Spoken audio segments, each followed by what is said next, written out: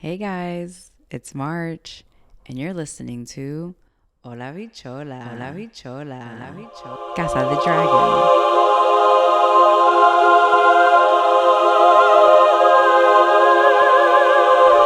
All right, welcome back, everyone. Welcome back.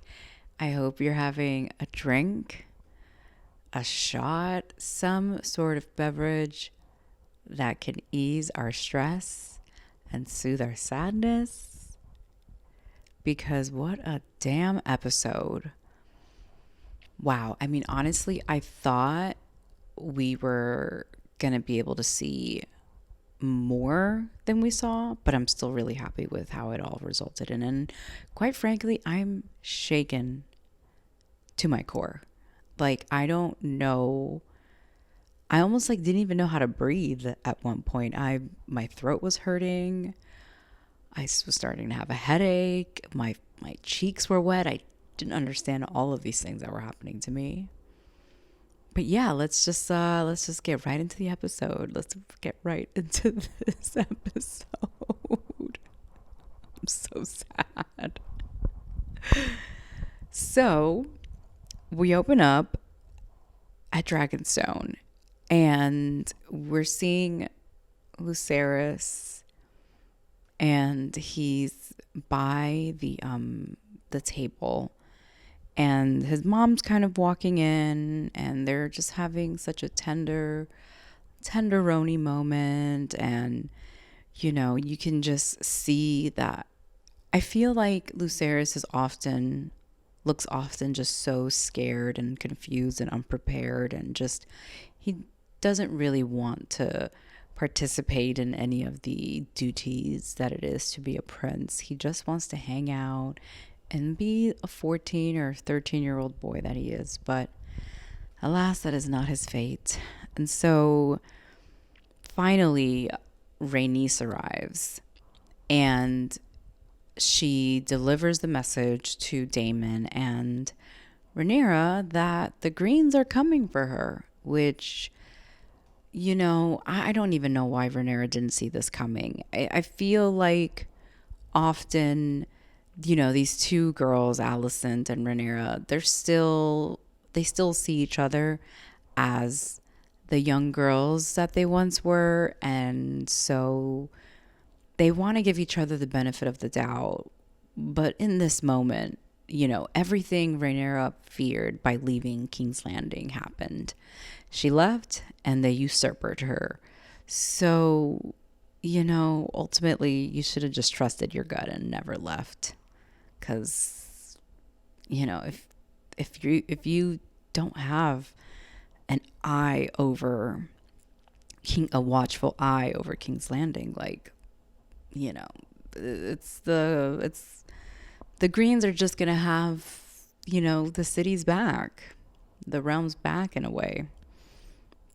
And so obviously, naturally, Rhaenyra goes into early labor, and I kind of saw this as she was in another battle, just like her mom was in the same battle.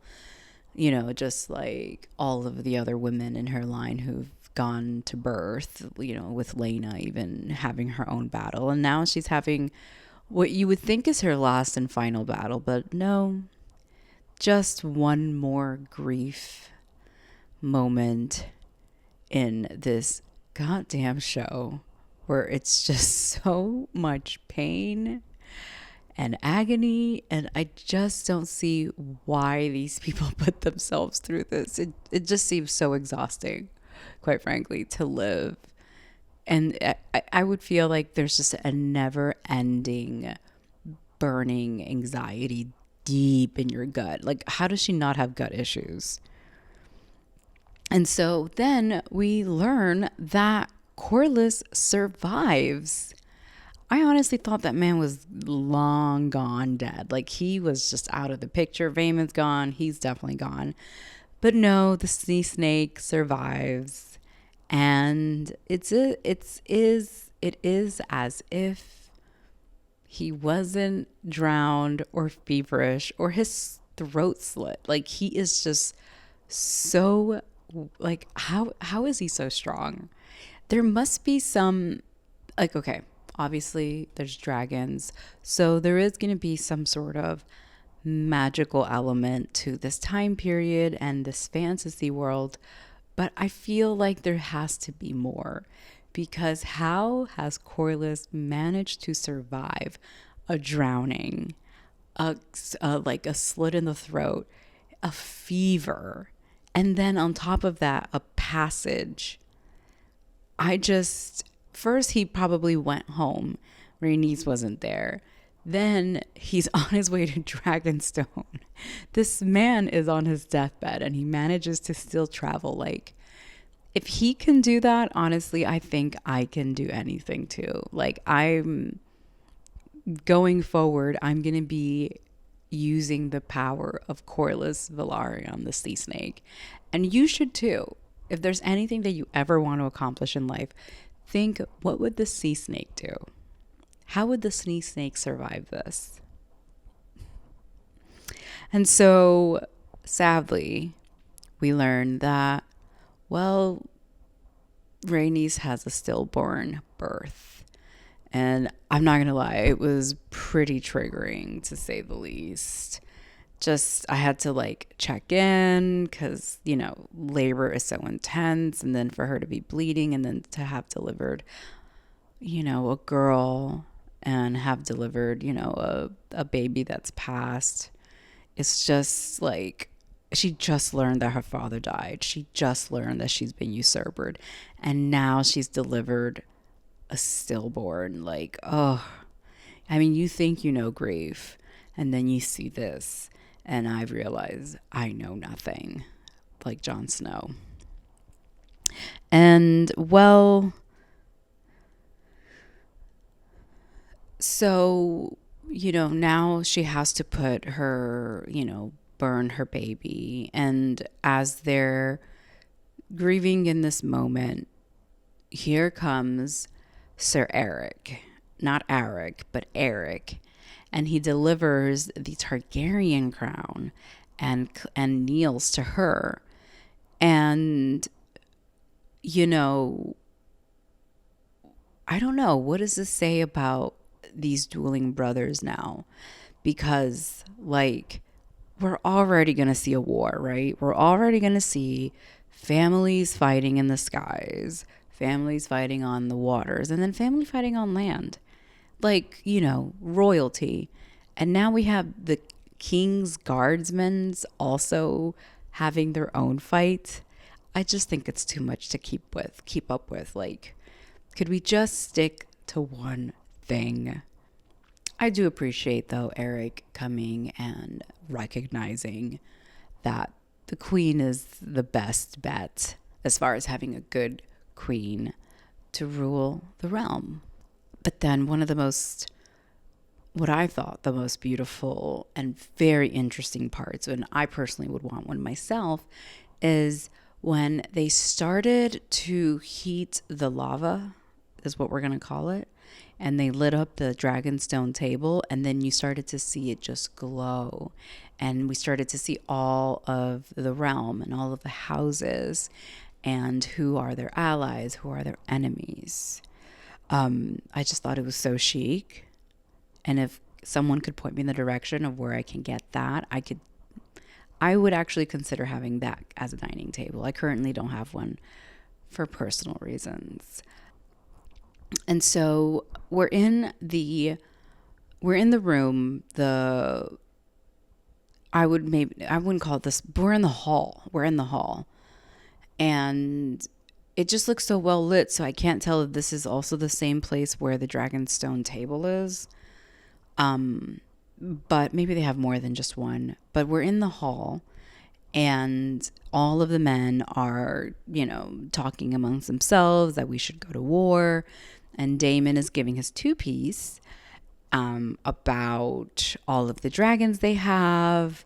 And there was this like very specific moment, which we all saw, where Daemon is accounting Rhaenys' dragon. And Rhaenys had already said that this is not her war to fight. This is not her war to start. But here he is still accounting for her. obviously he's on his way into madness.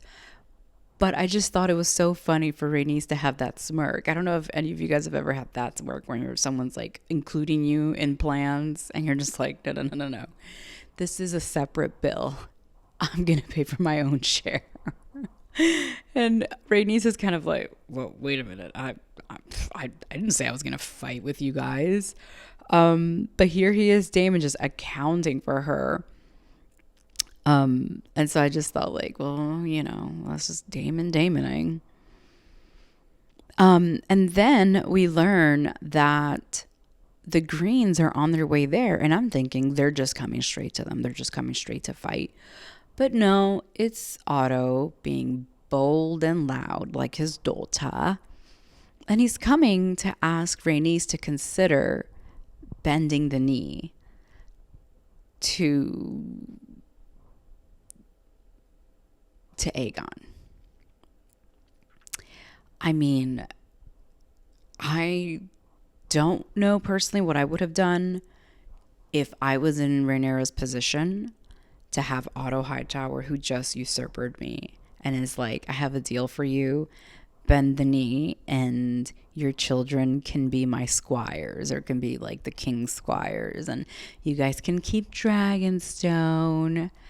I just don't know why she just didn't burn him. At that point, that would have been a really good reason to just start the war, just for that offense alone. But alas, she's just too smart and too restrained. And that is why she is the queen and I am not. So we're back in the hall. And Rhaenyra is basically saying, I'm not going to fight with my anger. This makes no sense. My dad taught me to keep peace, not war, not burn ashes. I don't want to rule dust. And, Daemon is going off and just being so disrespectful.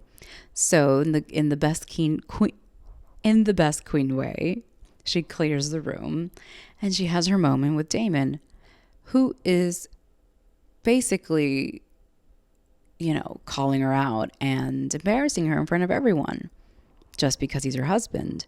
And so you see Rhaenyra talking to Daemon, and she's basically revealing, in a way, the story of, or the dream of Song and Fire, the dream of Fire and Ice, the Song of Fire and Ice. And so, here's the biggest difference between these two dummies, right? We have Daemon, who's doesn't believe in any of that dream stuff, doesn't believe in potions, doesn't believe in superstitions and omens. And here's Rhaenyra just being a daddy's girl and just honoring her dad in the best way that she can. And Daemon's response to that is to put her in a chokehold. And I'm assuming he's probably never done that to her. And I thought, here he comes. Paymon's arriving. But then he holds back. And I don't know what he was going to do to her. I thought, maybe he was going to, choke her just enough until she's fighting back. But he held her just enough to put the fear in her. And I'm hoping that at the end of this, she still kills him just for that moment alone. Or at least imprison him for a little while. Do you know what I mean? Or poison him a little bit. Poison him slowly. Not enough to build a tolerance, but enough to keep him ill. Right? That's what we would do to men who put us in chokeholds. And then we finally see Corlys. And he's asleep. And I'm thinking, how is he sleeping? Isn't he, not how is he sleeping? I thought he was on the boat. And I thought, okay, why isn't the camera rocking back and forth? But no, he's at Dragonstone, duh, okay. And Rhaenys is sitting right in front of him. And the first things she utters to him is, you abandoned me. And I just thought okay, Rhaenys, I totally hear you. You're absolutely right. He abandoned you. He left you high and dry. you know, but right now, is this the right time to talk about this? Like, he just survived a near death. Maybe the first thing you want to say is, like, I'm so happy to see you. I hate that you came back under these circumstances, but I miss you, baby. I love you so much. But instead, she was like, I hate you. How could you do this to me? And you fucked everything for our family, which of course he did, you know. But still, like, give the man a break. He's traveled so far and for so long under such dire circumstances. So then we see Corliss after Rhaenys has like said her piece. He's basically like, now that I'm near death, I've recognized that you were right and everything you said came true. And so I just want to go back home to Driftmark. And she's like, are you dumb? Like, we can't go back. It will never be the same ever, ever, ever again. We're stuck here and Rhaenyra needs us. So yeah, put your fighting boots on, bitch. You're going back to the war. And so they're all talking in the hall room, and Corliss shows up and he's having his moment, his reveal that he survived. And he's finding himself very impressed with Rhaenyra and how calm and she's being in this moment. And the boys decide that they should go and deliver the ravens or the messages to all of the houses that have yet to declare their allyship, even though they took an oath, 30 years ago or whatever. You know, let's see where everybody's still at with the new lords of these houses. And so, like, remember when I said that there's just like this darkness, this like doom looming over Lucerys, and his fear and his anxiety is always on his face. And so, you know, Jaceres suggests that they should go. And so this is really their time to like be men, be princesses, and show up for the crown, for the queen. And so Rhaenyra sends both of her boys to deliver these messages. Jaceres goes to like the north to meet the Starks, and then he goes to the south. And Lucerys is just supposed to go to one place. He's only supposed to go see the Baratheons and go to Storm's End and deliver the message to remind the Baratheons of their oath. Just a reminder, nothing, not a cup of sugar, not a signed autograph, picture of like all of the realm with like, love Rhaenyra, your queen. You know, not a poster, not a t-shirt, not even a mug, but just a reminder. And well, as we all learned, that went farther left than we all anticipated. And so we see Lucerys arrive through the storms, which it's the best name for Storm's End. He gets there and he sees that, dun dun dun, Vhagar. And so wherever Vhagar is, we know Aemond is near. That demon is near.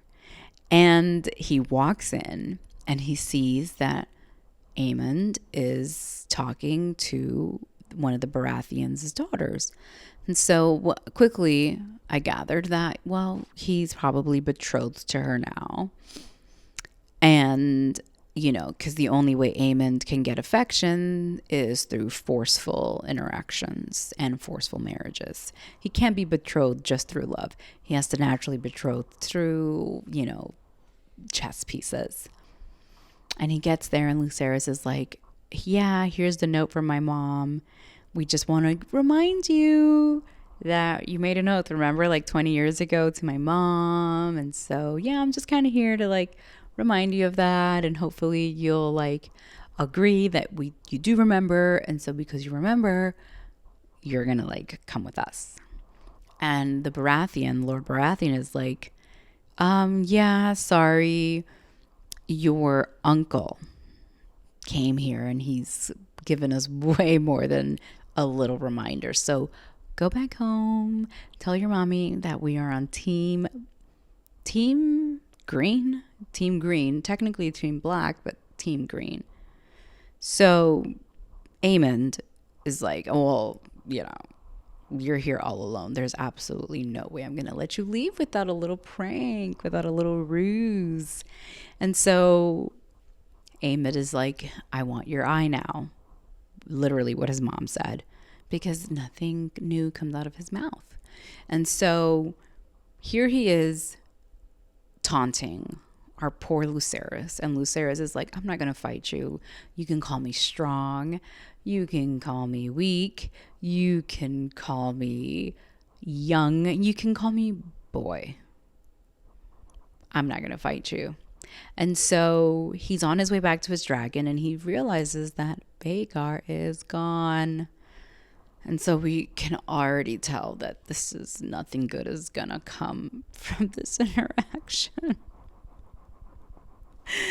It's just too much. It's too much in one episode. Why do they just squeeze our hearts like this? They don't even pull it out. It's just a squeeze, just enough so that we just stop breathing, lose consciousness just ever so slightly. And he's flying through the skies, and here we see the bully Aemond, or the taunting Uncle Aemond with Vhagar, that old woman. And they're basically doing a little game of chase, and you think, okay, this is playful enough and scary enough to send a message that he's going to taunt him and mess with him, right? And that's it. Well, don't the dragons feel what you feel? And so in a way, they're going to react and respond to that primitive feelings of yours. And so out of nowhere, here comes Amyx, I believe that's his name, Arax, Lucerys' dragon. Here he comes, and he basically this little tiny thing just blows fire, because he didn't really attack him. He just blew a little fire at Vhagar. And the thing with Vhagar is that she's been around for a very, very long time. So she doesn't take those kinds of games that lightly. She's really not into playing games. And, well, when you fuck around, you find out. And here we are with Vhagar attacking poor Lucerys and his dragon. And then he just snaps at Lucerys in a true oh shit moment. I've made a huge mistake. And I will say that I still feel even though it would be deemed an accident by the way that the things took place, I think that Aemond really wanted that deep down, because I think Aemond is a true villain, even more villainous than King Paemon himself. Aemon is just rooted in so much darkness because he is the middle child. He is the forgotten king in a way, because he's the one who really wanted to be king over Aegon, I mean. And so being overlooked and being told that your perverted, unqualified older brother gets to be king just because he was born first, and he holds no respect for the throne, yeah, I guess I would want to blow shit up too. And so, when they have this long standing, eye issue, I would say, I could see it all just kind of coming out, and the dragon just being receptive to that in their playful game. And we lose Lucerys in this episode, in this final episode, in what I'm just supposed to sit with these feelings for the next year. It's not like Hot D's coming out in the spring of 2023. You know, what am I supposed to do with the rest of my time? Binge watch and rewatch Hot D again, knowing that I'm still going to be left empty? It's not going to fill the void that this show is going to leave. I just, what are you guys going to do with your time while the show is gone? I think I'm just going to be in bed until it comes back. I'm just going to like melt myself into the bed. I mean, I could read the books, but why? Lucerys is no longer with us. I didn't even realize I loved him so much. He's just so tender and so sweet and so soft and so loving, and now we've lost him. And so now that we've lost that, what else is left on this show? Poor kid, like, to just be snapped at. Oh, so quickly and so ruthlessly over an eye. Yeah, Aemond, you've made a huge mistake. And I can't wait to see you die. I can't wait to see you die. I hope that's what's coming for you.